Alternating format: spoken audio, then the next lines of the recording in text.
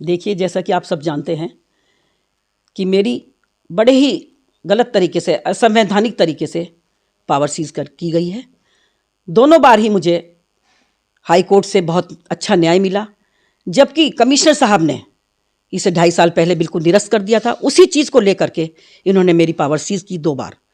10 अक्टूबर को दोबारा मेरी पावर सीज की, उससे पहले 19 जुलाई को मेरी सिर्फ वित्तीय पावर सीज की गई। उसके बाद दोनों ही पावर मेरी ले ली गई 10 अक्टूबर को। लेकिन हाई कोर्ट, माननीय उच्च न्यायालय ने मेरे साथ न्याय किया और मुझे इनके सब आरोपों को खारिज करते हुए बिल्कुल, और ये आदेश दिए कि जो है चेयरमैन के किसी भी कार्य में हस्तक्षेप ना किया जाए। बिल्कुल बलहीन, सारहीन, तथ्यहीन मानते हुए हाई कोर्ट की खंडपीठ ने बिल्कुल खारिज कर दिया गया, लेकिन कोई मानने के लिए तैयार नहीं है। बिल्कुल घटिया राजनीति के तहत आप ये समझ लीजिए कि मैं कमिश्नर साहब के पास भी गई, वहाँ भी मैं लिखित में लेटर दे के आई। मैं ऊपर लखनऊ भी गई, डीएम साहब के पास भी गई। ऐसा क्या, ईओ को बिल्कुल उस दिन से ईओ यहाँ है ही नहीं, बिल्कुल लापता है वो। ईओ के बिना क्या नगर पालिका चल सकेगी? आप ये देखिए कि नज़र रखते रखते 1,80,00,000 रुपए ऐसे उड़ा दिए बिल्कुल कि इसकी जो है भरपाई इन्हीं लोगों को करनी होगी। क्योंकि आप ये देखिए कि दोनों प्लांट बंद हैं और बंद प्लांट के भुगतान कर रहे हैं। बिल्कुल वहाँ ना बिजली का कनेक्शन है, ना कोई कर्मचारी है जो जिससे भी इन्होंने किया है कार्य। जबकि एक कंपनी मेरे पास आई, कहने लगी हम फ्री में जो है इसका ट्रीटमेंट करेंगे, हम इस कूड़े का निस्तारण करेंगे। तो हमने कहा कि भाई फाइल बना करके बोर्ड में रखें, लेकिन नहीं, उस फाइल को बिल्कुल छुपा दिया गया और साठ गांठ करके किसी और कंपनी से 439 रुपये में पर टन का जो है वो कर लिया एग्रीमेंट। और मेरे को मुझे बताया तक नहीं। मेरी उस फाइल पर ताज्जुब होता है कि साइन तक नहीं है। मुझे इतना आश्चर्य होता है कि ना साइन है, ना कहीं मेरी मतलब मेरे से स्वीकृति ली गई है, और उसका एग्रीमेंट करके और जो है आप साठ गांठ करके जब मुझे पता लगा तो बहुत अफसोस होता है कि नगर पालिका का इस तरह से पैसा बर्बाद करेंगे। 5 लाख जनता को जवाब देना होगा। मैं अगर मान लिया जब मैं चेयरमैन पद पे नहीं हूं तो मैं नागरिक तो हूं। बाद में भी इन्हें घसीटूंगी, इन लोगों को जो ये इस तरह के कार्य कर रहे हैं, और इन्हें जवाब देना होगा खड़े होकर के। एक प्लांट पर आपको पता है जिसमें हमारा जो है गीले कूड़े का सभी बड़े बड़े मंत्रियों ने ऑटोमेटिक बटन दबा करके उसे चालू किया था, और जब उसकी मशीनरी के भुगतान के लिए कहा गया ईओ से कि भुगतान करो, तो नहीं, क्योंकि जब तक साठ गांठ नहीं हुई थी हमेशा गेटिंग सेटिंग में लगे रहे। गेटिंग सेटिंग करके 45 लाख की फाइल लेकर फिर घूमते रहे, मैडम भुगतान, और वो बंद प्लांट के भुगतान वो जो है वो भाग गया, क्योंकि उसके जो समय रहते उसका जो है भुगतान नहीं हुआ। फिर जो है इनकी गेटिंग सेटिंग होगी, उससे रुपया ले ले तो वो भाग गया।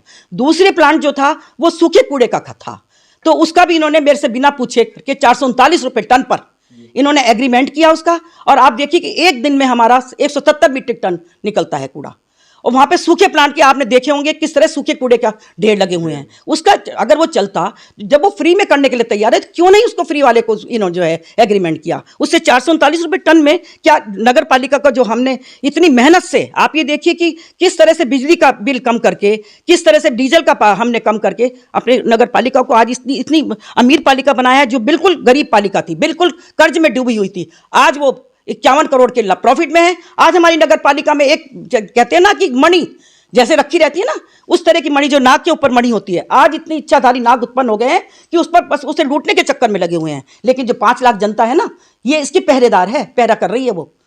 मैडम, अभी आपने कहा गेटिंग सेटिंग के बारे में, गेटिंग सेटिंग करने में कौन कौन अधिकारी? हाँ, मैं बताती हूँ आपको। ये हमारे यहाँ जो एई आए हैं, आप ये देखिए कि वो बिल्कुल नया है उनका, और जबकि बिल्कुल नए हैं वो, उनका पहली पोस्टिंग है, जबकि मैंने ही उनको जो है अपनी नगर पालिका में लिया था। आप ये देखिए उनके आने से पहले प्लांट के बिना चल रहे प्लांट के भुगतान की उन्होंने जो है अपने बिल निकाल दिए, वेरीफाई कर दिए बिल। ईओ और एई दोनों ने साठ गांठ करके इसके कार्य को किया है। इनको जवाबदेही होगी, इनको इसके लिए आरसी निकाली जाएगी। आजकल बड़ी कड़ाके की ठंड पड़ रही है यूपी में। मुजफ्फरनगर बहुत ज़्यादा ठंडा शहर माना गया है, और न्यूज़ में भी आ रहा है।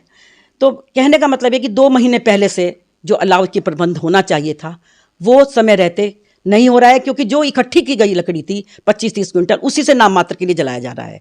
650 रुपये क्विंटल 650 रुपये क्विंटल लकड़ी का जो टेंडर आया था समय रहते, उसको स्वीकृत नहीं किया, और अब 670 रुपये क्विंटल पर इन्होंने जो है टेंडर किया तो उसकी भी स्वीकृति फाइल आज तक मेरे पास नहीं आई है। नाम मात्र को जलाया जा रहा है, जबकि 25-30 जगह 30-35 जगह हम लोग अलाव जलाया करते थे मुख्य चौराहों पर, जहां जहां आवश्यकता होती थी, क्योंकि पुलिस के आदमी भी सारी सारी रात पहरा देते हैं, कार्य करते हैं। गरीब मजदूरों के लिए भी एकमात्र सहारा होता है। तो इन सबको देखते हुए अगर किसी गरीब मजदूर की या किसी गरीब की मृत्यु होती है, ना भगवान नाच करे इस तरह का, तो इसकी भी खामियाजा इन्हीं को भुगतना होगा। तो इसलिए मैं ये कहती हूं कि इन सबके लिए जो है प्रशासन और हमारा नगर पालिका प्रशासन जिम्मेदार होगा।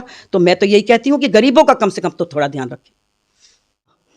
2,80,00,000 के हमारे जो हैं ये जेसीबी मशीन है, पॉकलेन मशीन है, सब खड़े हुए हैं वहां पर, खड़े खड़े खिजा रहे हैं कंपनी गार्डन में। वहां टिपर तो करते रहे, टिपर के साथ साथ वो नहीं देख रहे हमारे क्या कहते हैं, ये आए थे कॉम्पैक्टर, 8 मोबाइल कॉम्पैक्टर आए 2,80,00,000 के। अगर ये समय रहते आ जाते, जबकि मैं इस पर लगी रही, क्योंकि मेरा एक स्वप्न था कि मैं शहर के कूड़े जितने भी ढलाव घर हैं इन्हें समाप्त कर दूं, लेकिन ये समय रहते नहीं आए। अफसोस होता है कि ये बाद में आए जब मेरी पावर सीज थी। आने के बाद ये शोपीस की तरह खड़े हैं, क्योंकि अभी गेटिंग सेटिंग इनकी नहीं हुई है। तो मेरा तो कहने का मतलब यह है कि कम से कम मेरी पावर सीज की थी, तो जितने ये विकास के कार्य होने थे तो इन्हें तो कम से कम ये खुद ही करा लेते। कोई मेरी पावर सीज अगर आपने कर दी तो सरकार कहती है कि जो है आप जो है विकास करिए, और विकास के नाम पर एक दिखावा रह गया है। समझ नहीं आती इस घटिया राजनीति के पीछे कौन है, क्योंकि हमें तो शहर का विकास करना है।